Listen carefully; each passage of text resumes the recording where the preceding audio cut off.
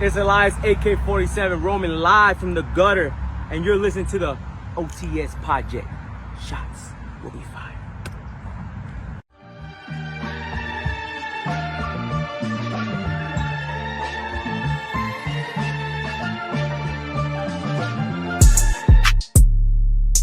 Ladies and gentlemen, welcome back to the OTS Project, episode 31. And as you can see, we are in a new setting. We are no longer connected through the cyber internet area. Yep. In person. Yeah, as you can see, or maybe not see, but you can hear. You can definitely hear each other.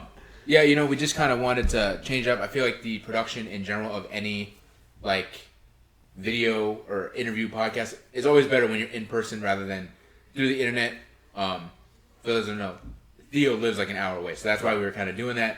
But we're going to try this once a month. He's going to come through. We're going to record all our podcasts for the month. So we kind of eliminate the news and stuff like that, but we may do like a separate bonus thing each week. We're still figuring that out. But there's just too many issues with the technical issues that we have doing it through the internet where there'd be lagging and all that. So it's just better all around to do this. So welcome to our new kind of vibe, our new area. Shindig. This is a Central Perk themed room in my house. My mother's a big Friends fan, so she made a coffee kind of room. So we're kind of hanging out in the coffee shop in Central Perk. So the coffee room. Yeah, this also is going to be a little different of a format for this episode because normally we do our top fives and things like that, or we're breaking something down.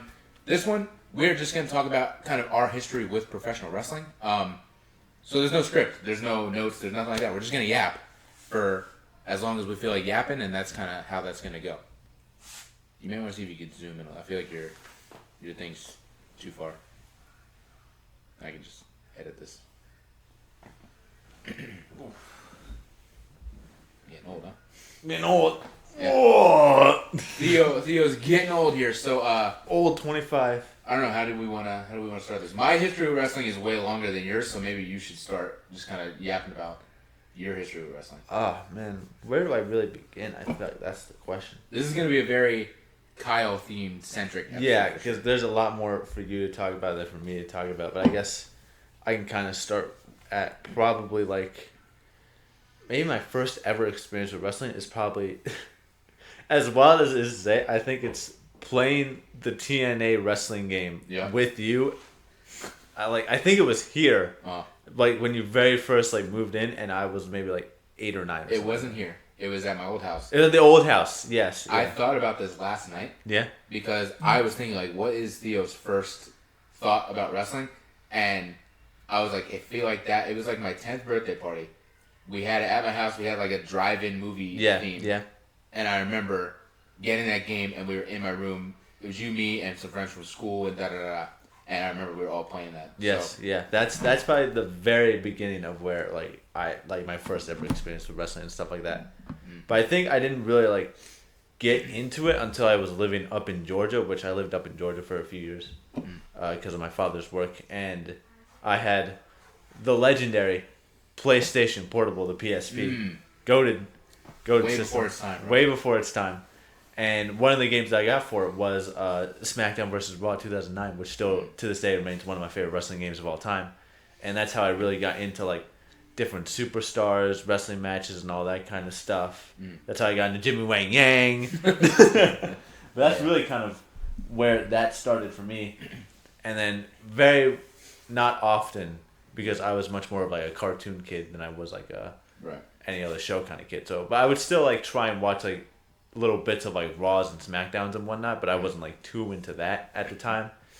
I didn't really get too much into it, I think, until maybe around like 2014, 15-ish, when we really started becoming like friends and stuff like that. There was a time where, I don't want to say we hated each other, but we just didn't care for each other. We didn't click. He was a bit of a bully. And he was a bit of an annoying asshole, but... No. I disagree with that. I was not a bully. I was just loud. No. We just we didn't mesh. That's really all it was. We didn't only really see each other at like family events. They would come up for Christmas or maybe a birthday, but we weren't hanging out. It was definitely like around 2015 or 16 or something like that where we kind of became more friends, and then we would actually actively hang out. Right, because I think maybe around because we also played WWE 13 a lot because I think that's when you would start coming over more and you'd be like, you play wrestling games? And I was like, yeah, I play wrestling games. I also play wrestling. And we could play this together. And then we would also play as like tag team matches with like the Usos or whatever. And then, what was it, Primo and Epico? That was one of our teams. That was them first. That was them first, and then it was the Usos. Then the Usos because they were DLC, and they came out and we were like, this is sick. Yeah. This is so cool. Yeah. And so that was really kind of, I think, the initial starting point of that, and then it just kind of grew and grew from there. Because I also remember like 2K like 15 coming out, and both of us being like super big on that, and it just kind of went up and up from there. We had some legendary 2K16 matches. That's what we did. Sure. We absolutely. Like, that's really where our like gaming skills really came in terms of like 1v1ing. Because I also think that was around the time that you guys moved into this neighborhood, so then it was also way easier to hang out because you were just down the street. Yeah, exactly. And so I would like every day after school or whatever, I would literally just like go to your house and we would just like have 30-minute classics on 2K16 with like the most. It'd be like Virgil versus Hulk Hogan. And Yeah. Just so stupid matches and everything. Right. For sure. And I didn't really start like getting into watching wrestling like to dedicated amount where I'd be watching it weekly until like that 2014-2015 era, like Rise of the Authority, like AJ Lee versus Paige and stuff like that, Rollins and stuff like that. I think like the very first thing that I really started getting into in terms of like TV like wrestling was Undertaker stuff, which is always good, and then Team Hell No. That's like one of the earliest things that I really like clicked with. Right. In terms of watching wrestling on TV was them because they worked so well. They were only like a team for a year, but they worked so well for me, and I was like, that's a great way for me to get into that. Right. Was just them being like enemies to friends and stuff like that. Yeah, it was a great story, a great tag team for sure. Yeah, but from then on, I would just kind of like watch wrestling more and more and stuff, and paying more attention to that. And also like social media was becoming a bigger thing for wrestling in terms of especially like WWE because they'd be pushing their socials a lot more. They'd be posting a lot more on social media. So it'd just be a lot easier to get into it in general. Yeah. And I can't remember. I'm trying to remember what was like the first ever like. Because that was also when we started watching like pay-per-views and stuff like that together as well. Because I was on the WWE Network at the time. Right. It was a lot easier to get into that stuff. Right. Way easier. Way easier. I'll get into more of that like during my stuff, but yeah. Right. But we would also like start watching a few of those together because again we lived right down the street, so that's something we could just do.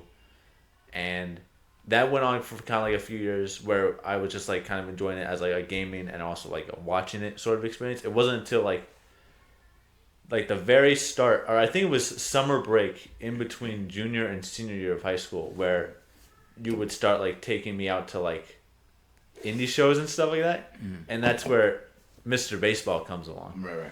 So, for those of you that don't know, if you were in this wrestling indie scene like 6-7 years ago, I'm Mr. Baseball. Right. If you didn't know, I'm more sure we've talked about it beforehand. This is like such a random thing too because that's not something we've ever really thought about. It was just like, and again, I'll dive more into it in my side, but like, it wasn't something we talked about. But now this has become like a thing as I've gone to shows in the past year, where multiple people will come to me and be like, "I had no clue your cousin is Mr. Baseball." Yeah, and people like, just didn't know. My biggest thing though is just like, why do you care? Like, right, that's the big thing too. It's like, why does that matter? But at the same time, it's like.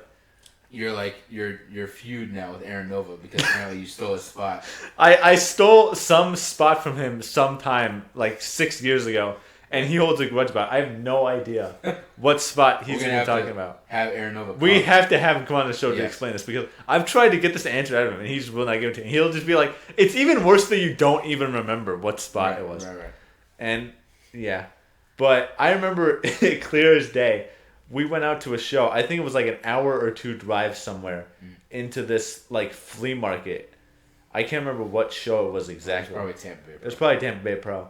And we were there. We were getting set up. I drove you there. And I had no initial plans of just like getting in the ring or anything like that. I was just like content with watching it. And you handed me the baseball mask and you were like, "You're going to be Mr. Baseball today." And I'm like, "What?" And he's like, "Yeah, you're going to be Mr. Baseball." And I'm like, "Okay, I guess I've got nothing better to do. I might as well." Right. And so it's literally, it's you, Peps, and who else was there? Who else was in the Dynasty at the time? It was either Alex or Josh. Maybe there was multiple members. There was multiple members at the time. I think it may have been Alex because it was like a tag team match. I'm pretty sure. And so it was all of y'all out there, and then me in this baseball mask, Star Wars T-shirt, gym shorts, and flip flops in the ring. Hey man, It was definitely Mr. Baseball's worst outfit, but that was because I had no plan on being Mr. Baseball. I was just there. But that was also probably after once you like did it a few times. That's probably why we were like, okay, we need to get like an actual. Yeah, we need to get me like an actual outfit because it's just weird that I'm like looking like this and everybody else is dressed up. Civilian clothes. My civilian clothes and everybody's dressed up like in a baseball gimmick. Right. But that's when Mr. Baseball. That's when I started taking over the character Mr. Baseball, and throughout my senior year of high school, pretty much every like Wednesday or whenever ACW was going on or any other show that we were doing at the time, usually on the weekends, I would be playing as Mr. Baseball and kind of turning that character into my own, which was as much as it is like incredibly stupid of just walking around in a baseball mask. I did have many fun moments doing that sort of stuff because, I mean, just heel work is so much fun where you just get to play off the crowd and stuff like that and be a dick. Right. And I'm like, this is great. I have an outlet to be a dick and it's legitimate. Right. But that was always super fun, especially with like, because like, there's a lot of stuff that I remember about that, especially with the one show we did where I was on roller skates. Yes. I'm pretty sure, I think it was Peps that came up with the idea for that. He came up with the idea for one of the shows because it was at like a roller rink. Right. And like 5 minutes before we're supposed to go out, he's like, I'm going to get you some roller skates. And we're going to put you on roller skates. And so all of us go out there. I'm pretty sure I go out last as like a surprise factor because I have roller skates on. Right.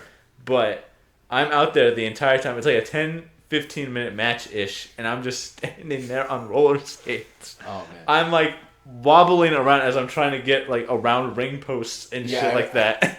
I remember Catalina having to like help you. Yeah, you would have to help me at some time because I just couldn't fucking navigate it. Right. But yeah, there was a lot of that like outside area that I kind of remember. But there was also like a lot of like backstage stuff I also remember because like usually I would be like kind of like on my phone or whatever like or like watching matches on TV or whatever was happening because it kind of depended on the venue if they had the TV or not. But usually ACW did, so I'd watch some of the matches on there. Right. But there are definitely other moments that I remember that were like just a lot more fun or funny because sorry, this just popped in my head. It has nothing to do with this. I'm just listening and looking at you talk. I want to title this instead of like OTS Project. I just want to title this like exclusive Mr. Baseball shoot. Our wrestling story featuring Mr. Baseball. Right. But God, where was I going? Oh Backstage. Yeah, backstage stuff. What was the one video you sent to me? I think it was like a few weeks ago of us backstage, and there was that like wing joke. That the one. What show was that? Was that was Full Pro? Full Throttle. Full Throttle? Yeah. Okay, that may have been one of the best fucking nights I had in my entire journey with wrestling. So, for those that don't know, which again you wouldn't know. You wouldn't know. We did this Full Throttle show in like Seminole or something like that, and like we were there. I don't even remember what we did on that show because we did that show a couple of times. Right. But we're backstage, and I have this Snapchat video. I'm not even gonna bother putting it in here. I'd rather just keep it for ourselves. Yeah. But there's a Snapchat video of Brandy Lauren. She had this like joke that she had to tell everybody. So like, it wasn't it was like half the locker room gathers around in a circle to see this joke. And JC Jane, good old NXT Women's Champion, JC friend Jane, of the pod, friend NXT of the pod, champion, good buddy. She's there, and she's the person that the joke is being like bestowed upon. Because it wasn't just a joke; it was like you have to do something. We had someone. So there's like folding paper or something like that, Yeah. and basically JC Jane makes like a telephone out of her hand, and has to keep saying wing, wing, wing, wing, wing. I'm thinking like it's gonna be some bird thing. Right. I'm like, oh, it's like a bird thing, and Brandy Lauren just picks up like a piece of paper and just goes hello, and that was the whole joke. The whole locker room just screamed. It was silent for like a whole second, and then 6 or 7 people just started like screaming like, "What the was that? That was terrible." So bad. It was, and I was just sitting there just dying laughing. But that whole night, like it was just that whole like section of us, like that half of the locker room, just joking throughout the entire night. Right. And that was so much fun. There was another night too on like it was ACW. I think it was one of our later shows that I did, where. I don't remember if it was you or if it was someone else. Someone brought in like the N64 with like No Mercy. It was you? Yeah. Yeah, we played the shit out of that the entire night because Yeah. we also had that TV set up there so we could just play it. And that's where I figured out that my main for that game is Billy Gunn, the Ass Man. There you go. And usually whenever I would play those matches, I would lose. Mainly because, like, Billy Gunn is, like, a mid-carder and everybody else is using, like, main eventers. Right. But also it's just because, like, that was one of my first times playing No Mercy and stuff like that. Right. So I just didn't have the experience in general. And I remember beating this one guy there. It was towards the end, and I beat him with Billy Gunn, and he was playing, like, Triple H or something like that. And he got so pissed off at it. He was like, how the did I just lose to that? My controller must be broken or something. And I'm just like, it's the Ass Man, man. Yeah. You got to respect it. Well, one of my controllers did have like some lag on it, so It probably was that, but at the same time, and it was it like, also was probably like you and me knew, so we always made sure to not take the risk. yeah. So, That's really what it was. I just had the better controller, but I would never admit that, of course. right. But that was always super fun. Mm. And I didn't play Mr. Baseball for too long because I only did it for like a year because at that same time I was graduating from high school and then I was going on to college Right, and stuff like that. You kind of mainly only did it like this summer going into like your senior year. Yeah, it was like But then summer. once school started, it was like you can't be out at 11 o'clock on a Wednesday night. Right. So. Well, no, because I typically was because it was like when I was in high school, I was also in like this honor society for like my ROTC and stuff like that, and I'd be doing like community service from like an extra hour after school on Wednesdays, and then I would pretty much come home, and then I'd meet you at like the event center, or I'd like drive you to the event center, and Right. we would like do ACW and whatnot. Okay. For at least those Wednesdays, because I think it Right. also moved to like Thursdays or something like that. Right, but then also at the same time you started looking at like a job. And, Yeah, I started looking at like a job, and then also I was going on to college and stuff like right. that. It so wasn't like you didn't want to do it. It was just like life is happening, right. and Time to be an adult. I have to be an adult, and I can't be a baseball anymore. Right. Your $5 paycheck. Yeah, my Everyone's five. like- Yeah, I'd rather get like a $200 paycheck than a $5 paycheck. Right. Yeah, but that was pretty much it for Mr. Baseball, except for like one or two like memorial shows after that, especially with like Right. your father's memorial show back in like 21? Mm. That was like the last time I played Mr. Baseball. That was another very fun show. Right. Because we were working with who did we face that match? That was that classic tag team. that classic tag team were very good brothers.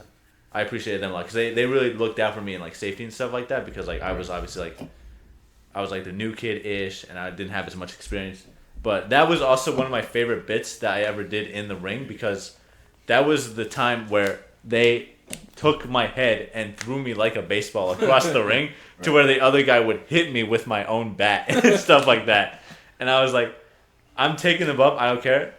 But I was edging them on to be like, hit me in the baseball head with the bat. And they were like, no, we got to hit you in the gut. And I'm like, fine, I guess you can hit me in the gut, whatever. But ever since then, like outside of just like being Mr. Baseball, it's always just been like we've been watching wrestling together. I've been watching wrestling on my own. I wouldn't really say I was getting into AEW at any specific point, but there would be those times where we like go out to the theaters and watch the like AEW pay-per-views and whatnot. Yeah, I mean we watched All In a couple weeks ago. We did watch All In a couple weeks ago. That's true. That's very true. But I think outside of that, in the past few years, it's also been pretty cool to see because it's like I've been going out to like these actual big events and stuff like that because like we went to a SmackDown together once, and then I went to another SmackDown recently with Wyatt and Aaron Nova, both friends of the pod. And the biggest show we really went to was Royal Rumble. Mm-hmm. That was a big one. Royal Rumble 2024 in St. Petersburg. That was a huge one. That was horrible parking situation. Oh my god! I want to talk about this parking situation first off because it was fucking terrible. The worst. We do park and we find a good parking spot and whatnot, and we try to remember where we are by taking like a picture of the stadium because we can see like all the baseballs and stuff like that. And it's like, okay, this is the angle that we're at. We just kind of have to remember the general area. We get into the show. Show's amazing. We have a super fun time in there. A lot of good stuff. Still to this day, probably my favorite women's Royal Rumble match for sure. Yeah. I think that was super awesome seeing Bayley win, especially in person. And show's over. It was great. A lot of fun. We go to leave. We are there for like at least an hour walking around this general like area of where my car could be. I'm constantly like hitting my remote. Right. Trying to like get the horn to go off and stuff like that. And I just don't think it's going off. We also split up at some point. We split up, which was actually a horrible decision. Yeah. It was supposed to be great because two people. It was the worst Yeah. because we couldn't communicate with each other. Because then not only could we not find the car, we also then could not find each other. Yeah. Because we were just constantly walking around in different areas. And I remember I had to pee, so that that made way it worse. Like, it was just really bad. And it's like by the time we found the car, we still had to wait like 20 minutes to leave because there's just Right. so much traffic over I still there. had to pee. Still had to pee. And by the time I got home, I think it was like 2 a.m. or something like that. And I had to get up for work at like 6 a.m. Right.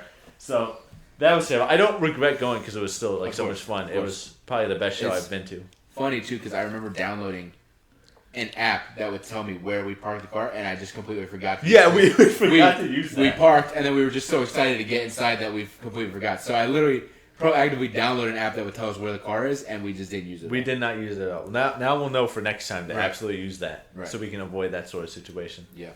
But it was that show. We did go to the one SmackDown once. That was like the end of, I think it was 22. Yeah. Because that was when Sami Zayn was still in the Bloodline and stuff like that, and that was a lot of peak content going on there. But that was the big event going on because that was like the one match John Cena was going to have in the year, and he was going to be in Tampa, Florida, and we had to go, obviously. And the one bit I'll remember more than anything in that show is, well, firstly, it was just Imperium standing in the ring in the darkness for like 5 minutes straight as commercials were going on. But it was also, that's when Charlotte Flair returned. And there's thousands of people in this arena that are like cheering about Charlotte Flair coming back. And it's just the two of us all the way up in the nosebleeds. Yeah. Just going, boo! Because we do not like Charlotte Flair. Not a big Charlotte Flair fan. Not Charlotte Flair fans at all. But that was still such a fun night and a far better experience parking wise. Mm. And then most recently, I did go to a SmackDown with Wyatt and Aaron Nova, and that was a pretty fun time. But because that was fun because Chelsea Green was like United States champion at the time, and she was like doing the whole gimmick with that, and that was super fun to watch. But I will never forget. So it's like the three of us, Wyatt sitting next to me, Aaron sitting next to him, and there's this random fucking Mark sitting next to me. Okay. Dude was so goddamn annoying. I was like, man, I really wish this was Kyle instead of this guy. Because I think you were sick at the time. I think you had like the flu or something like that. I had like, I don't know, I woke up that day at like 5 in the morning, and I just had like the worst stomach pain ever. Right. And I was in the bathroom like forever. And then it got to the part where like I would like throughout the whole day. I was supposed to meet you at like 3 o'clock or something like that. Throughout the whole rest of the day, I was like exhausted, so I would sleep for like an hour, get up, go to the bathroom, be in the bathroom for like 30 minutes, go sleep, and once it got to like noon, I was like, "There's no way I'm going," because even if I feel better, I'm gonna be so exhausted because I'm not actually sleeping. Right. Yeah. So I tried to sell my ticket to Nova, and he thought about it, and he was like, "I just can't," because it was like around Christmas time, right? Yeah. So I think he had like spent money on Christmas presents and stuff like that, and so I was like, "Well, I'm not gonna let it go to waste." So then by like 2 o'clock, I was like, just take it, bro. Just take it at this point. So I just gave him my ticket. So I was supposed to be there, but I was just so sick. Yeah. And honestly, I mean, I was going to go for the vibes and to, like, hang out with you. But the only reason I was actually going to go was to see, like, Motor City. Right. And they didn't even wrestle. They had, like, a backstage. Yeah. So I wasn't too upset that I wasn't there. Man, but this one fucking guy that's sitting next to me, I have to talk about him because he was such, like, an absolute, like, not even a mark, but just, like, a nerd. Right. And he kind of had like that nerdy voice that kind of sounded like this and whatnot. Right. And Was he the kid from Polar Express? no, but it was probably him growing up. Right. One of his alter egos. Right. But like I'm obviously like with friends and stuff like that, and we're like talking to each other and stuff like that. And he'll just kind of like, and whenever there's like a dead silence, he'll go talking to me. He's like, "Who are you most excited to see tonight?" And I'm like, "You know, man, I'm excited to see Shinsuke because like he just became United States champion." Right. And then obviously he wasn't on the show, which is fucking of course he wasn't. Why would he be? And then he looks over and he's like, "I'm most excited to see LA Knight." Yeah. And I'm like, "Dude, stop talking to me." And just throughout the whole night, I especially remember it was during, because at the time, Nia Jax was like champion and Tiffany Stratton had like the briefcase and they were like setting up that whole like cash-in situation.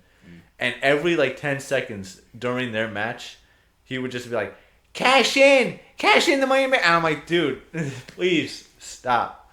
Like, I know, like, I shouldn't really be saying it because, like, obviously you're allowed to have a fun time there. Right. Obviously, I don't want to, like, take that away from someone. I also, like, I mean, I wasn't there. I don't know the kid, but it definitely seems like he had some sort of syndrome or something. He must have had, like, something. I don't know what it was, but, like, he was just like, man, you are, like, killing the vibe for me right now, man. This is a good match going on. I'm just getting distracted every 10 seconds because you're edging on Tiffany to cash this in when she's clearly not going to at She this can't hear moment. you. She can't hear you too. Like it's thousands of people cheering. Your voice is not Right. going over everybody And else's. she also knew before she even walked out there that she was or wasn't catching. Right, up. exactly. It's all scripted. You should know this. Right. But obviously that match went through and then the whole night went through. But it was still a fun time. I enjoyed hanging out with the two of them, even though Aaron Nova was constantly making threats at me Right. for stealing one spot 6 years ago. But I mean, other than that, the main like most recent thing has just been kind of like this OTS championship, like doing predictions stuff like that, coming over, watching those with you, because now that adds a whole another piece of value to watching a lot of these PLEs and whatnot, which have been super super fun. But yeah, that's kind of been most of it so far. I've probably forgotten a good few things, Right. but Yeah, one of I will say before we move on to my thing, because again my thing is gonna be insane. Right. But one of the things when you're talking about being Mr. Baseball, one memory that does stick out to me was you and I. So we went. I had an annual pass, and we went to Disney for your birthday. You, like me, you, your sister, your parents, and my dad. We went to Disney, but they got you like the 3-day pass. Yeah. And they only used one day. right, So then a couple months later, you and I decided to go again with Grace and her girlfriend at the time, and then they left and we stayed an extra day or whatever. right, And we went to Animal Kingdom the second day. And I just remember, like, we went, we had a great time at Disney. We were doing everything, and we went to Animal Kingdom, spent the whole day at Animal Kingdom, and then we woke up the next day at like 8 in the morning because we had to be back because we had a birthday party show at the event center yeah, at the next day at like noon. Right. So we had to be up at like 8 to drive all the way home. After 2 days at Disney, we were probably so exhausted. And so what should have been something where we're so exhausted and stuff was actually like such a great memory because I just remember having such a fun time and then waking up and we both were like, oh my god, we're so tired, but we're so excited to go do this show. Driving to do this show, and it's a birthday show, so like there was no stories or anything. It was just like random The Dynasty versus right. you know, whoever the fuck it was. But I don't know, that's just one of my favorite memories of us just like going and just having a fun time at Disney and then capping off the weekend by going and just like doing this birthday show for some kid that rented out the event center. So Right. that was a fun time. Mm-hmm. Weird too, because Pepperfield didn't go to Disney with us, even though you would think he did. You think so? So we were just like telling him all the stuff we did the past 2 days, and he was just so jealous of not being able to go and stuff. So yeah, that's a fun Mr. Baseball moment that I think of for sure. But is that your whole story? That's kind of my whole story. Again, I'm probably forgetting some stuff because And some stuff might come up when I. yeah, exactly. Some stuff might come up, but Yeah. I don't have the best memory, so that's kind of just the general stuff that I remember. Right. Well, all right. My whole thing's gonna be long. So Yeah. if you're still with us, strap in. Because I've been a wrestling fan literally my whole life. My first interaction with wrestling that I can remember is being at my dad's shop, and I probably had just gotten a Game Boy Color or whatever. Right. And so obviously as a kid you're gonna want games for your Game Boy Color, and obviously I had games, but you always want a new game. And so I was at my dad's shop, and the only Game Boy game he had was like, I think it was called like WWF Road WrestleMania or something like that, or Royal Rumble, yeah. something like that. And so I asked my dad like, "Hey Dad, can I have this?" And he was like, "No." He was like, "We're here to make money, not play with games, right?" So I stole it.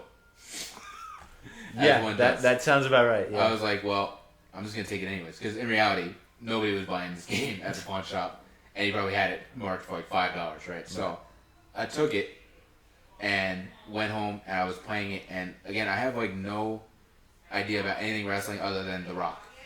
Because The Rock at that point was starting to kind of go into movies, Right. Mummy and Scorpion King and things like that. Tooth Fairy. And so, like, at that point, yeah, I only really knew The Rock. So I don't know anything, but I would see The Rock in the game. And again, this is a Game Boy game, so it's like 16 bit. Terrible rock model. But they have like a photo everybody. of them on the like silver screen. Yeah. So like, I'm like, oh, I know him. Because I've seen him in movies and stuff like that. And so I would just play this game, and I had no clue what I was doing. I would lose every match. But I would start just like looking at these wrestlers, because I think they had like a section that would be like a bio section. So I would just start learning about these random guys, this guy Undertaker, and this guy Kurt Angle, and this guy Triple H, and Stone Cold, and Chris Benoit, and all these guys, right? And so I was like, this is cool. And I'm probably like 5 or 6. Right. I'm very young. And so timeline-wise, this is probably like 2002, something like that. And yeah, I started learning about these guys, and then that was just kind of it. Like, I don't know what the next step was, but that was kind of it. Like, all of a sudden now, like, my mother takes me to Toys R Us, and I remember the first wrestling figure I got was a Stone Cold Steve Austin, like, Titantron figure. Like, so, I don't know, it just, like, ascended from there, where I started getting wrestling figures, started getting the games for the PlayStation, started trying to figure out, like, I honestly, so my wrestling fandom starts in, like, 2002, probably, 2003. But I didn't actually start, like, fully watching wrestling probably till, like, 2006, because I was so young, I didn't know when it was on. And I didn't know what channel, like, I didn't know the channel, Right, what right. day, and da-da-da. What do you mean it's not on Disney? Right. Or I would realize, like, oh, it says Monday Night Raw or Friday Night SmackDown. Well, at the time, I think it was Thursday Night SmackDown. Right. So I would be like, okay, well, obviously it's on Mondays. But I still didn't know what time or the channel number. So, like, it got to a point where, like, I would just go on Mondays and Fridays. I would just start flicking through the channel at night. Because I knew, okay, wrestling's on at night, at least. I would just start flipping through the channels. And then I would wait until I would see a wrestling ring. And I would watch. But I'd still so young that I wouldn't realize, like, I got to memorize the time and da-da-da. So I would literally do that for probably, like, a year or two, where I would just, like, randomly, because I'm like 6 years old, just, like, hoping I would find, and sometimes, too, you would go and it's on a commercial, but you don't know. Right. So I'm like, I guess wrestling's not on, turn the TV off. You know what I'm saying? So I wouldn't know. So, like, yeah, so before I really figured it out, I would, like, play the games and the figures and all that stuff. And then, yeah, and then one night, I remember I was, like, looking for SmackDown, and I found it, and it must have just clicked to me of, like, let me remember that this was on CW44 on Friday. Right. You know what I'm saying? And so then I made sure to, like, watch every week and stuff. And I would go on, like, we had, like, an old family PC in my parents' room, and I remember I would go on there and go on, like, WWE.com. And that obviously helped, because then I would learn about the info, and I would learn about more wrestlers and things like that. So yeah, it was probably like 2006 or something like that, where I really, like, was watching wrestling fully every week. But before that, I was still a fan. I just didn't comprehend how to figure it out. Right. So yeah, and I would go on, like, YouTube and watch clips, or before YouTube, because YouTube, I didn't realize what that was till, like, 2007. So before that, I would just go on WWE.com, because they would have, like, all their clips on WWE.com. Yeah. And stuff. And definitely watch some clips I probably shouldn't have watched, of, like, Candice Michelle and things like that. But yeah, so I would, like, do that, and then, yeah, once I really figured out, like, when to watch it, that's when everything, like, went to another level, because now I'm watching every week. I remember certain, like, stories, like, there was a whole Rey Mysterio story with, it was, like, right after Eddie passed away, and then he went and won the Rumble, and he was World Heavyweight Champion, and then he lost the World Heavyweight Championship, and then he lost the world title because Chavo turned on him. Right. And so, like, that was a huge story for me, where, because Rey and Cena were my guys. Like, if I'm watching Raw, Cena's my guy. If I'm watching SmackDown, Rey's my guy. And so I literally remember, like, the story between Edge and Cena and the story between Rey and Chavo were, like, such big storylines for me. Right. And I remember Chavo, like, they were fighting, and Chavo put him on, like, some, like, what is it, like, the metal truss stuff on the side of the stage. Yeah. He, like, hung him by his leg, and he took a chair and was, like, smacking his leg with the chair. And Rey was gone for, like, weeks. And I was, like, distraught. And then, obviously, like, Michael Cole would say, like, Rey Mysterio, you know, he suffered torn, da-da-da-da, whatever. And then one week, his music hit. And I was losing my shit. Because finally, my guy's back. Right. And so, yeah, I'm, like, losing my mind. I start crying. Because I'm like, oh, my God, he's finally back. I run into my parents' room. And I start screaming to my mother, he's back. He's back. My mother, to this day, still says that she got freaked out because she thought somebody broke into the house or something like that. Because what other reason would your kid come screaming in, he's back? Right. I go back into my room, and Rey Mysterio is standing in the ring. And then Rey Mysterio takes his mask off, and it was Chavo Guerrero. It wasn't Rey Mysterio. And I still hate Chavo Guerrero to this day because he worked the shit out of me as a little 6-year-old kid. So yeah, like, those were such big feuds to me, that match. Or that feud, and, like, yeah, the Cena Edge stuff and the Cena Randy stuff, but really first the Cena and Edge storyline was, like, so huge to me.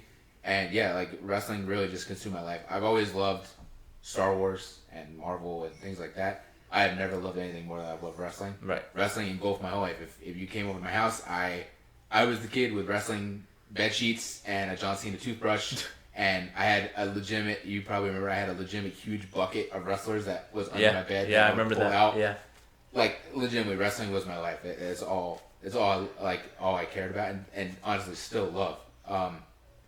So yeah, like I just was such a huge fan as a kid and watching everything and consuming everything. And my mom would take me to GameStop, and I would always look and see because again I'm young, so I'm not in like the news circulation to know when a new game is coming out.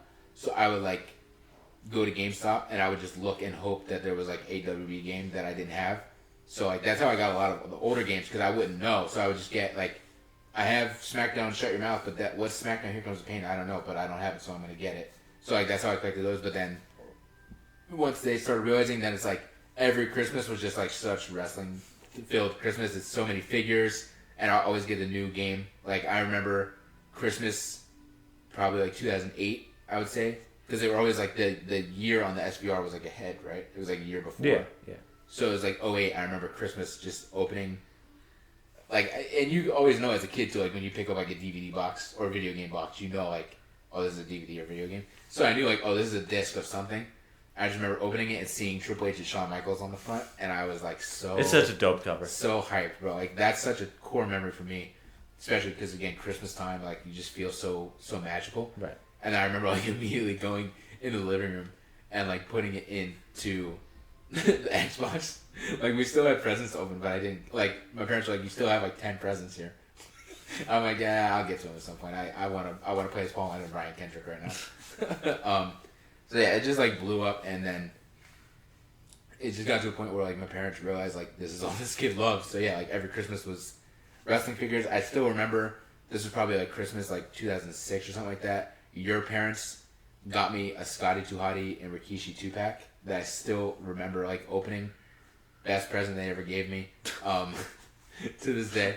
Yeah, so like it wasn't even just my parents; it was everybody. Just knew like, oh, what do we get Kyle for his birthday, or what do we get Kyle for Christmas? Oh, we get him like a wrestling figure, or we get him a gift card so he can go get a wrestling figure, or GameStop gift card so he can go get the new wrestling. It was always something revolving around wrestling, and so yeah. And then again, like my parents, as I got a little bit older, it then became like, okay, Christmas. My parents always wanted to get like me and Grace. We would get like gifts, but they always wanted to get us like one big gift, right?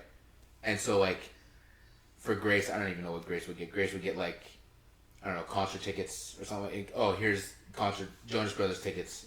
For me, it was like if like there was a good bit where WrestleMania was circulating around the same area, and so like for like 4 years straight, so grateful to my parents. I got like WrestleMania tickets because it was like 24 was in Orlando. Mm-hmm. And then 25 and 26 were in Texas and Arizona, so that wasn't happening. But then 27 was Atlanta. 28 was Miami. So, like, there's 3 WrestleManias within a 5-year span that were close. Right. And so, like, I got, WrestleMania tickets for those. And then the 28 my dad couldn't go to because there was, like, a wedding or something like that. So your dad actually took it. Which is another fun memory because I remember sleeping over at your guys' house the night before, and we watched the Kids' Choice Awards. I remember we watched, because, like, so what, WrestleMania's on Sunday, so this was, like, Saturday. Right. That I, like, stayed at your guys' house. Yeah, we watched the Kids' Choice Awards. There was a WWE segment, like, Big Show and Miz had, like, a match in, like, a slime ring or something like that on the Kids' Choice Awards. So that just made me even more excited for tomorrow. So I just remember, that was, like, a fun memory of me being with you guys, eating dinner, watching the Kids' Choice Awards, and then going to bed, and then me and your dad getting up that morning and like driving to Miami. We stopped somewhere for like seafood on the way, and then we got to like our Doubletree hotel, and that's where I learned that Doubletree hotels give you free cookies. Because like your dad had traveled a good bit for work and things like that, right. So he obviously already knows. Yeah. But I'm like 11 years old. I don't know about this, right? Even though I had traveled a lot, we never like would stay at the Doubletree. We always stayed at like Hilton's and stuff. So he was like, "Yeah, Doubletrees just give you as many free cookies as you want." And he told me too, he was like, but the thing is, you got to be careful because they run right through you. Because they're like warm chocolate chip cookies. Right. So he was like, as we're like about to pull into the hotel, he's like, so I'm calling dibs on the bathroom first. Before we've even gotten the cookies. And you would think you maybe want to let the little kid go to the bathroom first. No. Not Lloyd Schneider. Not my dad, no. So we check in, we get these we got like 2 each, these giant warm cookies. So good. And then immediately, by the time we were eating them as we got up to the room. And by the time we got into the room and like sat on the bed for like 5 minutes, your dad was like, "Oh, gotta go." And then like right as he got in the bathroom, I was like, "Oh God, I gotta go too." So like, yeah, it was just a really, really fun time. Like that's like a core memory. I don't have a lot of core memories with your dad alone because like me and your dad didn't really do much. It's that and the cruise when we did the game or whatever it was. So that was just a really cool like bonding trip with my uncle. Just like watching wrestling. He has no clue anything. He still doesn't. I mean, Right. Back then he definitely had no clue. There was a damn y'all will remember if you're a wrestling fan, and Theo will remember at WrestleMania 28. So it was outside, so they have the tarp situation. Yeah. But they took the poles and made them look like palm trees. It was right in front of us the whole time. So your dad, who didn't pay for the ticket, it was a free ticket, complained about how my parents paid so much money for this view. Which is, again, funny because it's like non-wrestling fan, of course, that's what you're going to talk about. But wrestling fan, for me, I'm just happy that I was there. Yeah. You know what I'm saying? And I think that's part of wrestling, too, is like when you go to a live show, even if you're sitting in the cheap seats, it's not about really watching. It's just the fact that you're there. Mm-hmm. And if something happens, for us, even though we didn't care, Charlotte Flair returns, wins the SmackDown Women's Championship, that's a huge moment. If you're a Charlotte Flair fan, you now get to say, yeah, the view was shitty, but I still get to say that I was in the building when Charlotte Flair won the championship. So, like, that was always my logic. If I didn't have a great view, it's like, I don't care because I was there when Rock and Cena had their first match. Right. You know what I'm saying? So, that's how I look at it. So, that was a fun trip. But, yeah, before that, like, 24, we went, me and my dad went with, like, another dad and a kid that I was friends with from Cub Scouts. This is the only wrestling fan I like ever actually met in my life as a kid. So I was like, this guy's got to be my best friend now. Yeah. So like that, 27, that was like a family trip because it was in Atlanta. So like, Grace was really big into American Girl dolls. So was my sister, yeah. Right. Yeah. So I think there was an American Girl doll store in like a mall in Atlanta. Right. So it was like a family trip where me and Dad went to WrestleMania and Grace and Mom went to like the mall and had like a shopping spree at the mall while we were at WrestleMania. I was such a big Miz fan. And that was when Miz was champion. So similar to how we were the only ones booing Charlotte, I was the only one cheering for Miz against John Cena in that main event. Right. To the point where there was a kid next to me wearing a John Cena shirt. I was also wearing a John Cena shirt that my dad bought me, like the red John Cena shirt. He bought me at the show. So I'm wearing it, and there's a kid next to me. But I'm cheering for Miz. I just remember this like 10-year-old kid next to me is just like looking at me like, what is this kid doing? Like he's wearing a John Cena shirt and he's cheering for Miz. Which is hilarious. Yeah. So that was a fun trip. And then, 28 was in Miami. And then, I just was always a fan. And so as I get older, that's when I start, like, learning about wrestling and things like that. I did, too. I remember there was one night, this was probably, like, 2009 or something like that. Maybe it was 2007, 8, 9, somewhere around there. Again, when I still didn't really know when wrestling was on. Where I was flipping through the channels one night, and I saw Christian on screen, and I was like, that's Christian, I know Christian. And he like cut a promo and then the show ended. And so I was like, what the heck was that? I must have missed it. So all I remember was seeing behind him a logo that didn't say Raw or SmackDown, it said TNA. And so I'm like, I don't know what that is, but I know that that's Christian, so it was clearly wrestling. Right. So I went, like the next day, went on my computer and looked up TNA, which probably, the most famous acronym is tits and ass, so that probably isn't something that you should look up. But I think at some point I probably typed in TNA wrestling, and that's when I learned what TNA was.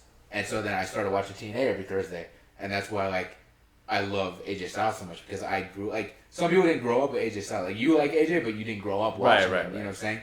I grew up watching him as much as I was watching Rey Mysterio and John Cena. So that's why I love AJ and I love the X Division because that X Division was so cool with AJ and Daniels and Joe and Kazarian, all those guys. It was so cool. So that I really like because it's I grew up with TNA. I wouldn't say as much as WWE because WWE was the big one. I had all the WWE stuff, but I still grew up with TNA being a part of my childhood, which I feel like not too many people can say. You know what I'm saying? Or maybe they knew about TNA, but they didn't know about it to the extent where I was watching it every Thursday as a 8, 9, 10-year-old kid, And then they had toys. That was one of the few things they had Toy Biz figures in Target. So then I would start getting those toys. I still have my original like X Division AJ Styles figure. I'll never get rid of it. It's so cool. So yeah, then I started learning about TNA and stuff like that. And yeah, so I just get older and the love for wrestling just gets like so much stronger. I posted this on my TikTok. I feel like I'm yapping, but there's just so much history. I posted this on my TikTok of like, there was like this trend where somebody said something like, suddenly everybody loves wrestling, which is weird because nobody loved it when, no, whatever it was. And so it was like photos of wrestling and then there's photos of that guy as a kid. So I'm like, okay, I'm going to hop on this trend. And honestly, because it's such a true thing for me, where when I was a kid, like now if you're a kid that loves wrestling, it's like universal. I'm sure if you go to an elementary school or a middle school, everybody knows who Cody Rhodes is. You know what I'm saying? And everybody, likes Cody Rhodes and things like that. That was not a thing when I was a kid. When I was a kid, I got bullied for liking wrestling. Like I remember in middle school, like 6th grade, I would show up to school with like my John Cena shirt on or my CM Punk shirt on, and I would legitimately get bullied. You know it's fake, right? That gay shit, that shit is so gay. So I love that that's such a different thing, but now that people, it's such a universal thing. But yeah, that was like hard as a kid too, because it's like I love this stuff so much. It's the thing I love the most, and nobody else likes this. So especially too, if I would find somebody like that kid from Cubscast that did like wrestling, I was like, I gotta hold on to this kid for dear life because he's the. And I remember going to his house, and we watched a couple pay-per-views, and he had like wrestling figures, and we would play with. And I'm like, I've never met somebody like this that actually wants to do this, So yeah, and I remember like the pay-per-view stuff you were saying, like the WWE Network. That was such a game changer too, because as a kid, when it was a pay-per-view, my dad was not spending like 50, 60, 70 hours a month to watch a pay-per-view once, and I think you could watch the replay for like 24 hours, so maybe twice. Yeah, my dad was not doing that. He did on a few occasions. I remember WrestleMania 25. My mom had this idea to do like a WrestleMania party. Because at that point I had that friend and then I had another friend, Michael, who was into wrestling. Mm-hmm. So we did a WrestleMania like watch party where they came over. My mom made a WrestleMania cake and we watched WrestleMania. So like that was an exception where they did that. Or if I did really good in school, because I remember like this was probably like 7th grade or something like that. I was like really locked in at school, which is very rare. And so they let me get like the Royal Rumble and stuff like that. So there was an exception. Every once in a while they would let me get a pay-per-view. But for the most part, I would have to go on WWE.com because social media wasn't a thing, so I'd have to go on WWE.com to see the results before school. I would wake up extra early in the morning, boot up the computer to look at the results before I went to school, so I knew what happened, so I wasn't worried the whole day about did John Cena lose and stuff like that. Right. I kind of forgot where I was going, but yeah, like I would do that. So the network was such a different thing because now every pay-per-view is live and included in your subscription. So that was a game changer, and honestly, throughout the whole time, I couldn't tell you a single one that I missed. I swear I watched every single pay-per-view from 2014 to, 2020 or something like that? Yeah, something like that. Where it ended with the Peacock deal. I swear I watched every pay-per-view live because it just meant so much to me. So we'll skip ahead to, childhood, We'll skip ahead to like 2013. I was not doing great in school. I was never great at school because I just hated it so much. So my mother always says, like, it's funny because someone who hated school so much, why would you want to be there more? Because the more you don't do your work, the more you're going to have to be there because you're going to be in, like, intensive, classes or summer school, which I had to do a couple times. And so, like, looking back, I'm like, that makes so much sense. Like, I didn't have to go to summer school. I hated school. If I would have just did the work, I wouldn't have had to be there for, like, a month in the summer. Right. You know what I'm saying? So, yeah, it wasn't great. But I wasn't doing great in school. And so the wrestling love is like still strong and whatnot. And my dad, I think my parents were like concerned of like he's not getting better in school and like there's no like sight. I was gonna be like held back and all this stuff. And so I think my dad's idea was like, let's just and I don't agree with this. This is not something you should do. But I think they were kind of just like, let's try something different. Let's take him out of school and let's. My dad wanted to do like. Take me out of school, but I would be with him, and like, I would learn from him, not necessarily math and stuff, but I would be at the pawn shop, and I would learn, business, business, right? So it's like, okay, you don't want to be at school all day.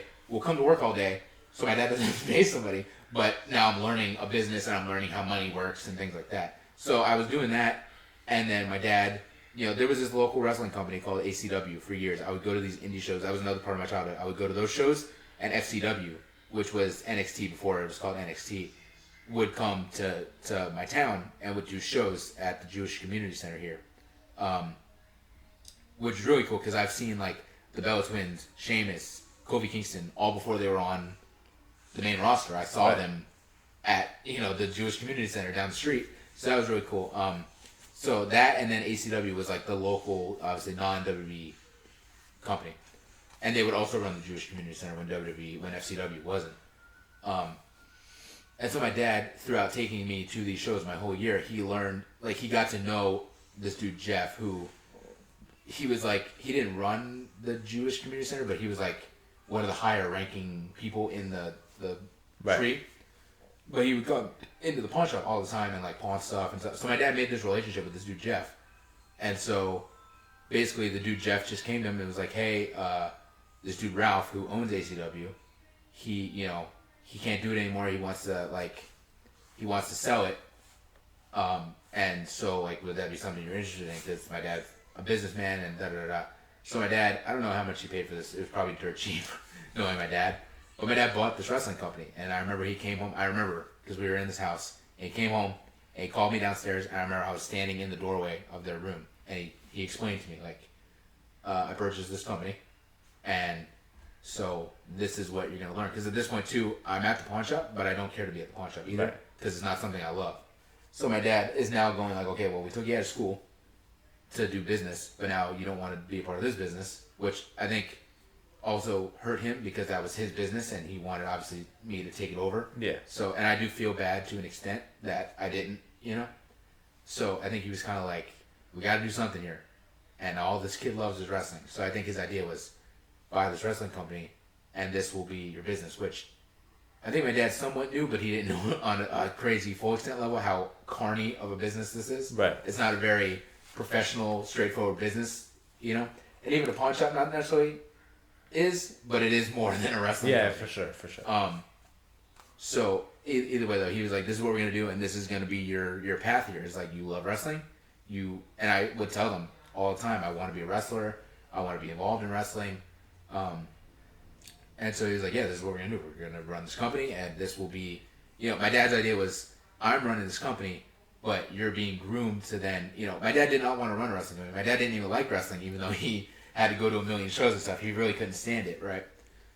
So his idea was like, I'm going to run this wrestling company, but within like 5 years, I would like to pass it on to you, and this is your company. You can pay me back what you owe me for the thing, and then you can be running your shows or whatever, and that would be my business, which, looking back, I'm like, this wouldn't have worked out, knowing how carny and how, like, there's so many promoters in Florida that do not make money off of these shows. But it was still a fun idea, and if anything, it could have just at least been something to do on the side if I went and worked somewhere else, whatever, right? So, yeah, that was kind of that. We started, the first show we did, because they had already announced it, like Ralph had already had it going, was at the gym at River Ridge, which was pretty cool. Yeah. I just remember, like, I had no reason to be nervous, because, like, I'm not in the show, but I was so nervous because I just feel like my dad took a huge gamble on me, because, again, my dad he knows money, but he doesn't know wrestling. So the wrestling side of things, he was relying on me. I mean, he was relying on Ralph and stuff, but he was really relying on me to understand stuff. And I remember, like, again, I was like an immature kid, and I also do not recommend getting into wrestling as like a kid. Like, yeah, for sure. It's not great. Even with a great support system like my dad, it's just there's too many weird people and too much like bullshit going on to be protected from everything. And so I was an immature kid. I was a little shit, so I didn't understand like the respect factor that goes into this, that guys like Ralph and Eddie Torres and Sideshow, they've been around for 10 years, so I didn't really understand that. So I kind of came in at like 13 being like, all right, so what are we doing? Thinking I'm Vince McMahon, thinking I'm Shane McMahon, right? And so I got humbled very quick because there was a lot of guys that put me in my place, And so I would argue with Ralph, because Ralph Mosca had been doing this 20 years. He'd been booking shows. He'd been wrestling. So, like, he has an understanding of this. And he was booking the shows for ACW. My dad, was the promoter and Ralph was the booker. And I was like, I don't understand this. Because the guy, Ralph, was very cold towards me. He was very, because again, I didn't pay my dues. I had no respect. I didn't earn any respect. I fully get it now. But at the time, I'm like, F this guy. What does he know? Why won't he? Da da da. And my dad was trying to explain to me, like, well, he's been doing this like 20 years. Even though he's not John Cena, he still has been around the block and he knows, the booking side and the story side of the stuff, right? But I totally agree with where they were coming from. I was totally in the wrong. But I think where my dad understood that I had a different understanding of wrestling was when my dad was getting the payroll together for the show, and he had everybody's name on the list, and he was like, okay, you think you know so much about wrestling even though nobody's taught you. Tell me, he's like, I'm going to give you this list, and you tell me what they're getting or what they should be getting, right? And I went through that whole list, and there was a couple of like names on the show, but a lot of them were just local indie guys that I just knew of. And I went through, and like that whole list, I nailed every single person's pay. I knew exactly how much they were getting. And so because I remember we were sitting in his office in pawn shop, and we did this. And I remember I went through the whole list, and I nailed this guy $20, $70, $100, $50, whatever. I nailed every single. There's like 20 guys, and I nailed every single person's pay. And I just remember seeing like this look in my dad's face that I'd never seen, and I've never seen it again. Where he was like, "Holy shit, I think this kid's onto something." Right. You know what I'm saying? I think this kid figured something out.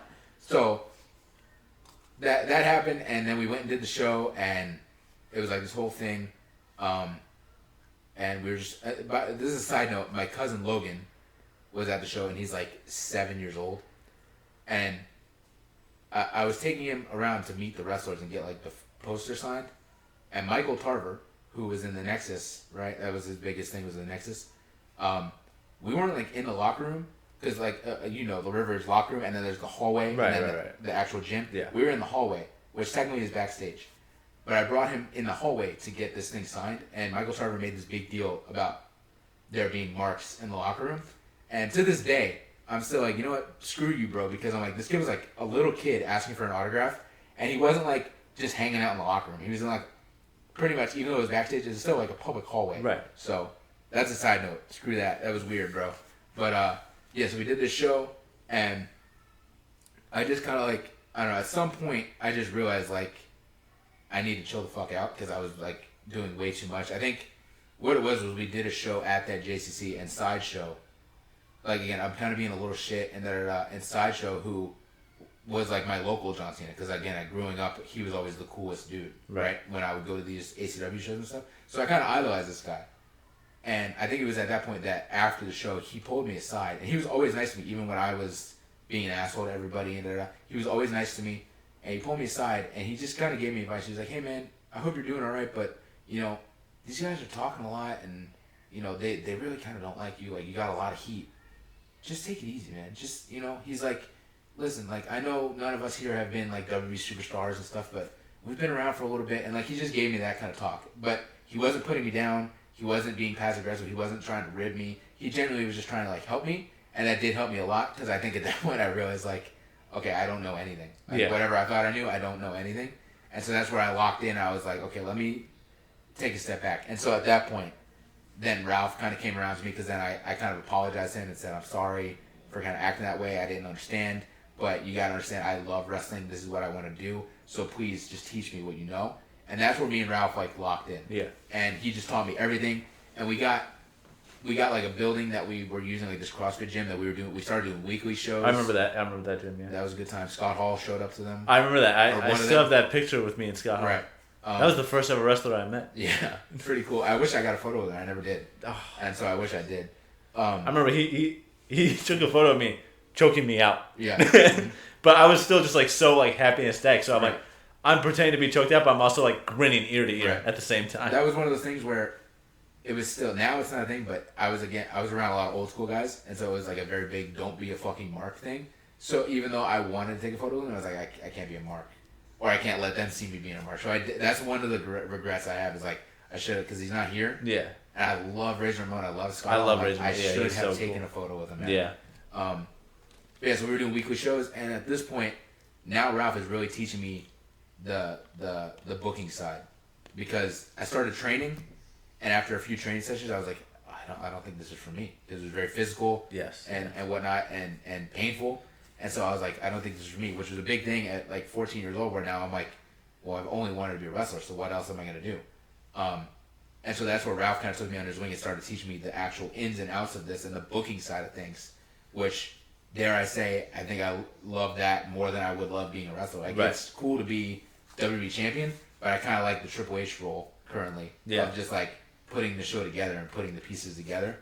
And so he was teaching me that, and then he started kind of letting me book like pre-show matches a little bit on certain shows, and like he was just teaching me everything, and I'm learning from other guys and whatnot. And then I remember we needed. I was doing commentary with this kid Zach. Like, we would do commentary. He would bring his setup like this, and we would do commentary. But I was like, I don't really care for commentary. I still don't think I'm like a very good commentator. And then one show we had like the same ring announcer that we used, and something happened. His car broke down. He couldn't make it, and so they were like, all right, like we need like a ring announcer. So I think I ring announced like outside, and I had never done it. I didn't get in the ring because I didn't have like, I was wearing like shorts and a t-shirt. So I think I just did it from like the outside or something like that. And Ralph, this wasn't even my dad's call. This was Ralph's call, where Ralph was like, all right, you're the ring announcer now. We're not using this dude anymore. You're the ring announcer. Mm-hmm. So like the next week, I was like, well, now I got to get a suit. And there was like this whole big thing. And again, it was a Ralph thing. It wasn't even my dad thing. Ralph went out of his way to like type up a very long post welcoming me as the new official ACW ring. Like, it was a really cool thing that he did. And yeah, so like I just remember that was like, I was very nervous and I was sick.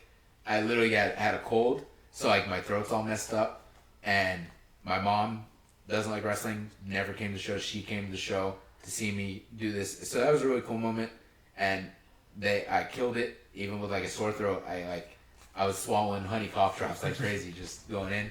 And so like, yeah, I went out there, killed it. And so I ring announced for a few years, and I started taking bookings as a ring announcer. So I went to like do some shows in Orlando. So I'm making more connections with people outside of ACW. So that was cool. And then my dad was like, it was like 2015. We had a disagreement with like the CrossFit gym owner.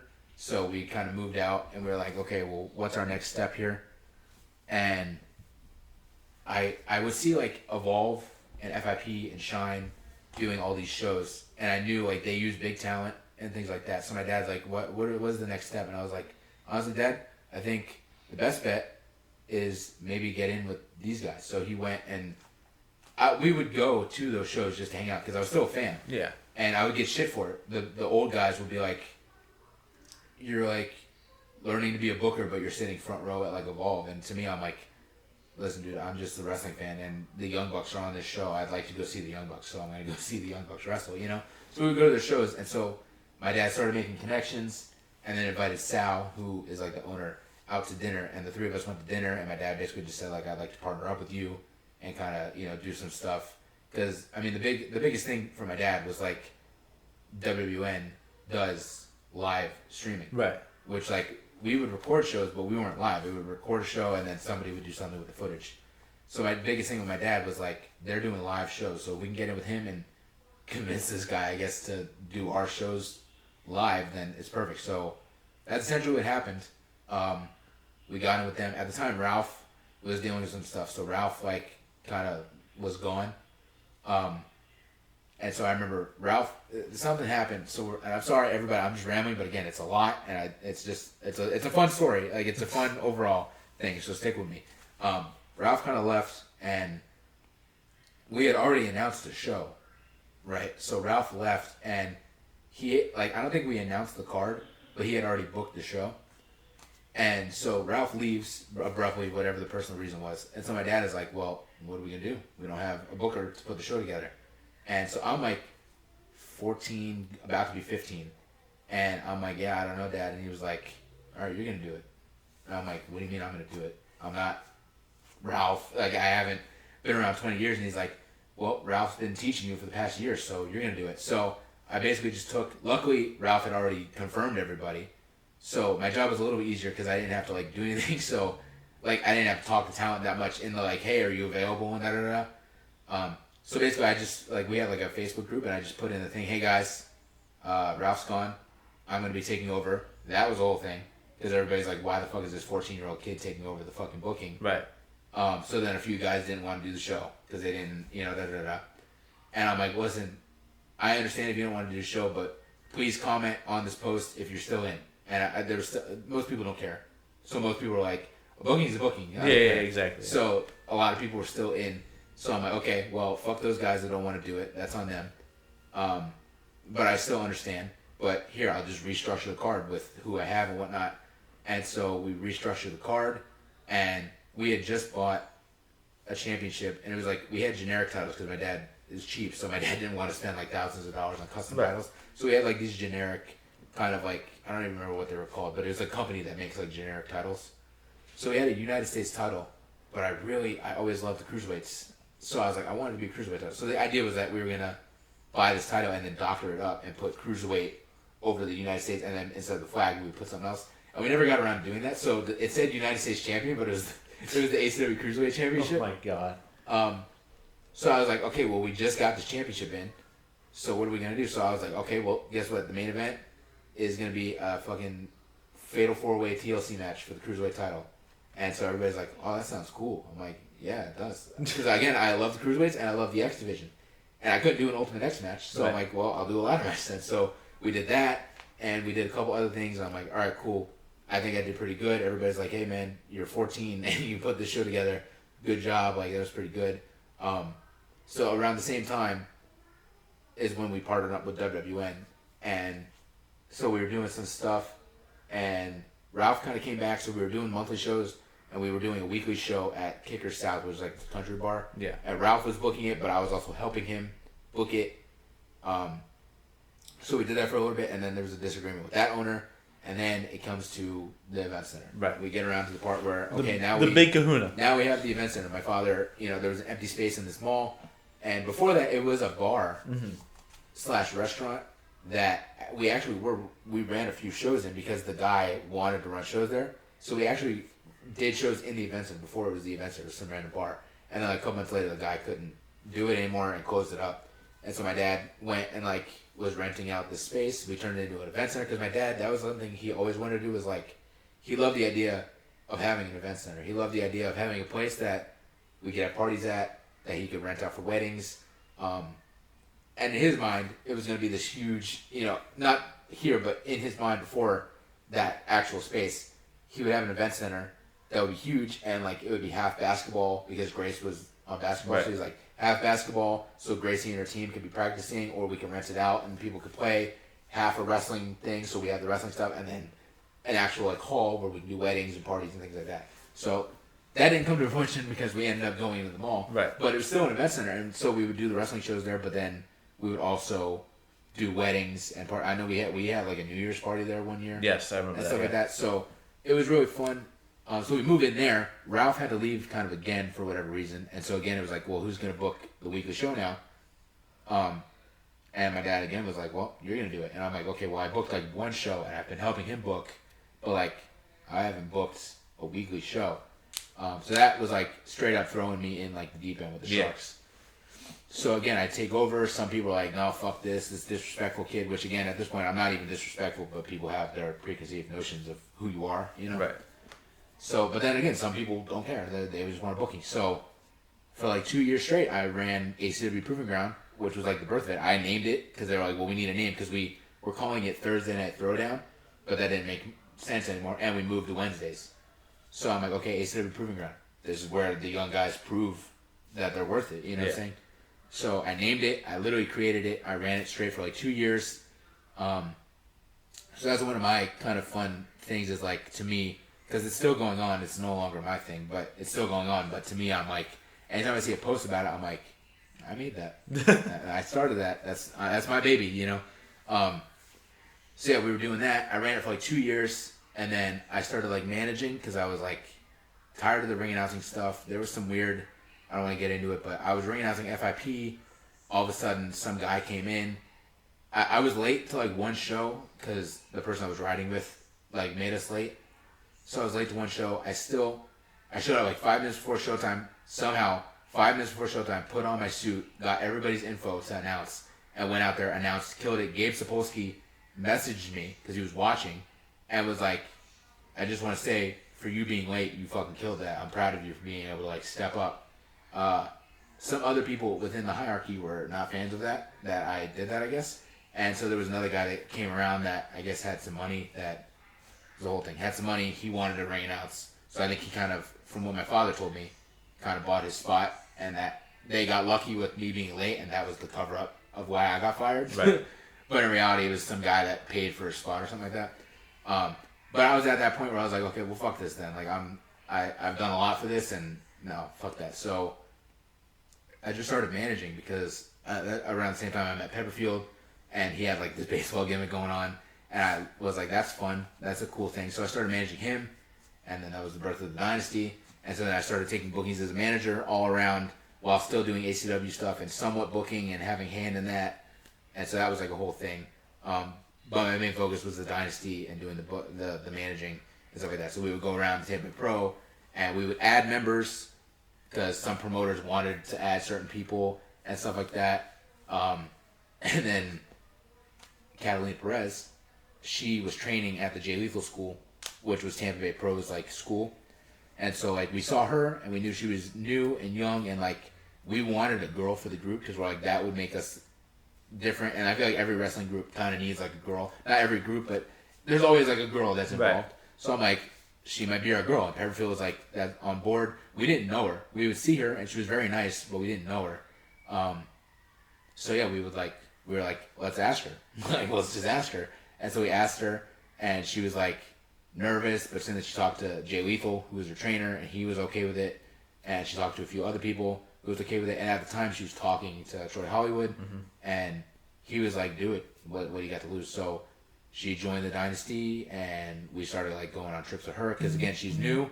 She didn't have any bookings, so I'm like, we want a girl, and you want bookings. So if you come with us, even if you're not booked, you can manage with me, and then you're meeting promoters and da-da-da-da-da, right? Which worked out because then she would get booked for the next show and stuff like that. So we were doing that. We were at Brawl USA. We won the tag titles because they were vacant, which was a really cool moment because it was the Dynasty versus the Clover Clan, which was Rex, my friend Rex, Yes. and his crew. Yep. Rex had cancer, and it wasn't looking good, and it ended up not looking good at all because unfortunately he passed away from it. But that was like one of my last kind of moments with him for a little bit, was like, hey, we're gonna do this, and it was supposed to be the Dynasty because he wasn't wrestling because he had cancer, but he was still managing. So it was supposed to be the Dynasty, my two guys, versus the Clover Clan and his two guys. And Rex came up to me at the show and was like, what if we make this a 6-man tag match for the tag titles? Which in my mind, I'm like, well, that doesn't make sense. But I was also nervous because I'm not a wrestler. I know how to bump, but I'm not a wrestler. So I was like, I don't know, bro. Like, I'm kind of nervous of that. And he was like, I'll take care of you. We don't really have to do anything. Da-da-da-da. So I'm like, all right, bro. Fuck it. So we did a 6-man tag match. And I literally did, like, nothing. Like, I did absolutely nothing. However, Pepperfield, like, they did whatever, and they hit their finish. And Pepperfield tags me in. Like, I did not know this. He literally, like, comes and tags me in. And I'm like, the hell are you doing, bro? He's like, pin him. I'm like, what? So he's like, oh, pin him. He, like, grabs me and throws me on top of him. 1, 2, 3. So I'm like, well, that's kind of cool. Because I got to be the one that wins the championships, right? And so we have a cool moment with that and whatnot. So we had those titles for a little bit, and that was fun. But then it got to a point where, like, certain people were kind of injured. And then Pepperfield, stuff was going on with his work where, like, he couldn't really commit. Right. So, like, we kind of had to drop the titles, and, like, the Dynasty kind of split apart. Because then you were doing the stuff, but then you also kind of left. Right. So, like, the Dynasty kind of fizzled out, and it was just me and Catalina. And I'm like, all right, well, there's no reason to do a baseball gimmick with just the two of us. So that's when we turned into, like, K&K. And so we were doing stuff like that, and we were doing Proving Ground, and we were doing, you know, other shows together. So that was fun, and we were doing stuff like that. And then at some point, again, not to, like, I don't want to get into it because it's very personal and, like, emotional, but at some point, her and I kind of were butting heads with a lot of shit. And so it was pretty nasty kind of breakup. Like, it wasn't great. So we kind of went apart. And at this point, this is like 2019, 2020. I did some stuff with the Rapture, and then we were telling, like, a story of me turning on her and joining the Rapture. And then after that feud ended, for some reason, they came up to me and were like, yeah, we kind of don't want you in the group anymore. Sorry. So that was that, and so I was like, I don't have anywhere else to go here, so I walked away for a little bit. I was like, yeah, I'm not done, but I was like, I need to take a break, refocus myself. All I've done is wrestling. I need to maybe, do some real stuff and whatnot. So I was kind of doing that, and then unfortunately 2020 we had the pandemic, so like I left like right before the pandemic hit, Right. and then the pandemic hit, so then everybody left. Yeah. And then they started coming back and doing shows, and I'm like, I'm just not ready emotionally to do that. And then unfortunately, like, then 2021, my dad passes away, and so we kind of went back. Me and you kind of went back to do his memorial show, but then we did some other shows because at some point ACW was still going to keep going. So I did a couple of ACW shows and whatnot, but then it just didn't work out with money and stuff like that. So then I kind of left again, but then Elias, who was my friend who's cousins with Catalina, and that's how I met him, because he would always like reply to my stories and stuff like that because he followed me because I was managing her. So like we became friends throughout this whole thing just online through playing Fortnite and talking and da-da-da-da. He moved down here in like 2020, 3 or whatever? Yeah, something like that. And he was like, well, he trained to be a wrestler up in North Carolina at Firestar. And then he moved down here and he's like, well, I'm a wrestler. I'm ready to go. I've been wrestling. He had been wrestling for like 2 years at that point. And so he's like, I'm ready to go. So let's go. Like he was not like, I'm ready to go. So I'm going to go. He was like, let's go. Get ready. I'm like, what are you talking about? He's like, you always said you're going to manage me. Because I would always tell him, like, when you're ready, bro, when you're ready, kid, like, I'll manage you if you come to Florida. It was like, well, you made that promise to me, so you gotta pull through now. So that's awesome. So basically, I was like, shit, he got me out, because I did always tell him dead ass. I was like, you'll be the reason I come back to wrestling if you come to Florida. Right. And then he hit me one day with like, yeah, well, I moved here, so let's go. But that just shows our friendship though, is that he didn't move here and just start doing stuff. He instantly thought of me and was like, get up, let's go, we're going together. And that's always kind of been our plan, is like we just want to do stuff together. So yeah, I mean, that's kind of the end of that story, is like we just started doing shows. We created OTS Project because in reality we weren't like a team, because there was just a wrestler with his manager. But I'm like, to me, the way I look at things is like everything's a brand, and to me a brand is so much easier to push when it's a name instead of Elias, AK-47 Roman, and Kyle Kidman or Kyle Bridger. Right. It's so much easier to push one name. So I'm like, we'll just come up with a team name and we'll have a logo. It's so much easier to me to push an actual name for a brand than the two of us. So we just came up with OTS Project. There was a couple of different names where we were going to call it, oh my God, what were we going to, there was a couple of different, I think like BTB Project. We were going to like break the barrier or something like that. So that was an idea. We were going to be called the Bleecker Street Bandits at one point, which was a wild one. Marvel reference though, Bleecker Street. That's awesome. Yeah, and then I was just like trying to think of stuff, and I'm like, Shadows. I was thinking Shadows, and I'm like, yeah, well, we're both like he's unknown, so he's like stuck in the shadows, and I put myself in the shadows, but walking away, we need to get out of the shadows, and then out of the shadows. Right, yeah, exactly. But I was like, so I'm like, okay, we could just be called OTS or whatever, but then I'm like, but if we put Project, I was like, I like the idea of something different, so I came up with Project, because I'm like, it's like a project of, this is the goal, is to get these guys out. So that's where OTS Project came from. It was like, yeah, it's like a project of trying to get people out, because it's not just us. The idea genuinely was like anybody that we look at and it's like, this person's stuck or this person's unknown but should be known because they're great, we need to take them out of the shadows. So then we had Carlos Gabriel, we had Marcos. Technically, you're a part of it. Technically, who, to me, you're a talent in itself. Of you're very creative and you are very good with your words. Right. But you're sitting in your apartment doing nothing. So let's get you out of the shadows. So like everybody that's involved needs to come out of the shadows because it's some sort of talent, you know. So yeah, and that was kind of it. Right now, I'm currently on a break, but that's kind of it. But yeah, there's a long-winded story there. But Right. That's my wrestling journey. Is just starting out as a kid who loves it, and I just collected everything, every single action figure. I mean, I remember going to the store, and every time I went to the store, if there was somebody I didn't have, I had to have them. Or it could be somebody I did have, but John Cena updates his attire a lot. Yeah. So it's like, oh, well, now it's the new John Cena attire with, instead of the black shorts, he's got blue shorts, and then it turns into the T-shirts. Like, you know what I'm saying? So I just had to have every figure. I had so many Jack-specific figures and rings and all that stuff. I had every video game. You know, I would sit on the computer watching clips, listening to Kofi Kingston's entrance theme. Like on my first phone, his entrance theme was like my ringtone on my first phone. Right. Like, just everything, going to WrestleManias and things like that. So that's my long-winded wrestling story of how I started off as like just a fan and then turned into like someone that's in the business. And you know, there's a lot of stuff in my time in wrestling that like I guess I regret, you know, in a way. Right. Yeah. Certain relationships that kind of failed or whatever. But there's a lot that I don't regret. You know, I've made a lot of friends. Elias, Nova, more recently Wyatt, who's now one of my best friends. You know, Noah Vale, Mikey Spandex, like there's like Catalina. Me and her are on good terms. Yep. Lexi Gomez is like literally like my like I don't want to say sister, like that's like my female best friend. Like I can go to her for anything. Like legitimately, I made a lot of really good friends and relationships and had a lot of cool moments.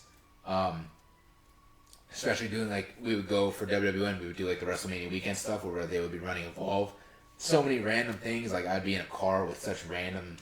I was in a car with Cedric Alexander and Rich Swann and Aleister Black. I'm sitting in a car at 2 a.m. listening to Aleister Black talk about his match and his bookings and Zack Sabre Jr. Like all these people that I got to like be around and talk to and kind of make connections with. JC Jane, who legitimately came from ACW. That was her home promotion, was ACW. Was 2-time ACW Women's Champion, and is my friend that I can text, I can call, I can go to Orlando and hang out with her, and her boyfriend Troy Hollywood, who's another one of my like, that's like my wrestling soulmate right there, like that's my brother, But now like seeing where she is and like just I don't take credit for it, but the fact that I did have a hand in helping her is like so cool to me because seeing where she is and now she's double champ, like it's so cool. So there's a lot of cool stuff that I got to do, not even for myself, but helping people and kind of seeing where they're at. And now that's where I get the satisfaction is like, I get to say I helped that person get there. That's what's cool to me. So, yeah, a lot of cool stuff, a lot of fun memories. Yeah. And wrestling brought you and me a lot closer. Star Wars is really what made me. It was really Star Wars for the most part. I would say more than anything, at least. That's what made me. It was more one of those things of like. Star Wars and Marvel is like what brought us together, but then once we came together and both like realized that you had gotten into wrestling, that's when it like really that's when now it's like now we have something else to talk about. And then again, like for a while, even though I should have been driving, I wasn't driving, so you would drive me to shows and I would give you gas money and stuff like that. But then I'm like, how can I also make this worth it for him? Because he's an entertaining kid and he's funny, and that's where it's like we have this idea of a baseball mascot that. We would just go through each show, and it's like whoever was there just hanging out, we would just be like, hey, you want to be Mr. Baseball? Right, yeah. We had Aria Blake was like the female Mr. or Mrs. Baseball. Mrs. Baseball, yeah. Our friend Rodney, he was like the OG who came up with the idea, or came up with a version of the idea. But then Pepperfield had his friend Davis move down from Maryland for a little bit, or wherever, Massachusetts. So he was Mr. Baseball, and then right after that, he was like done. And then it was like, well, we need a Mr. Baseball. And in my head, I'm like, I would love for it to be somebody that's not just random each time. Even though that was funny, where it's like, for us, it was funny because like Aria Blake was Mrs. Baseball, and then the next show it was like Sancy. So it's funny how it goes from like this small little girl to like this black dude. Like it's so funny how it's different.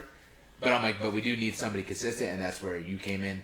So you would help me by driving me to the shows, and I would help you by giving you some gas money, letting you be a part of this, and also kind of giving you maybe advice in a way, even though you didn't stick with wrestling, I would still kind of educate you on wrestling, at least. I do still pick up on like a lot of that stuff that happens like backstage and stuff like that. Right. So that's what I'm saying. Like to where now, when we watch wrestling, you have like an insider perspective because I kind of taught you the words and the meaning behind things, terms and stuff like that. So, yeah. I don't know. Is there anything else you want to add?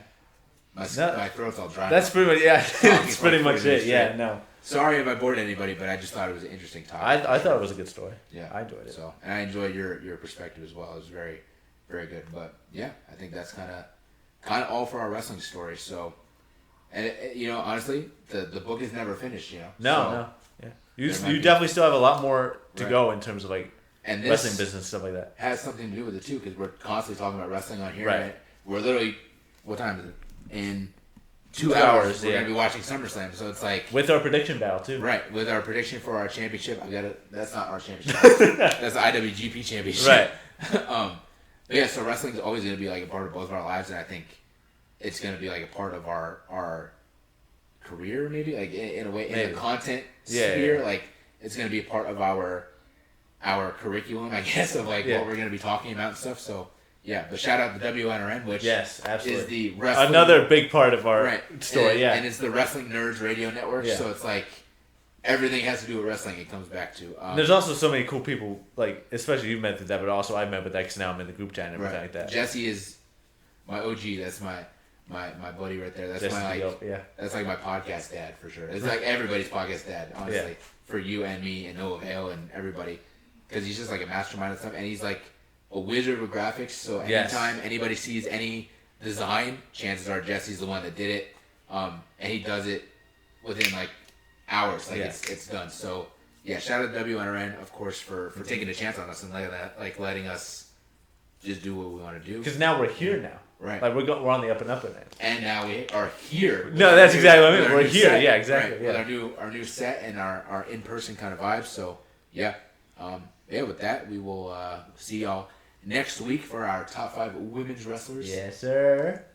Yeah. It's gonna be good. Yes, sir.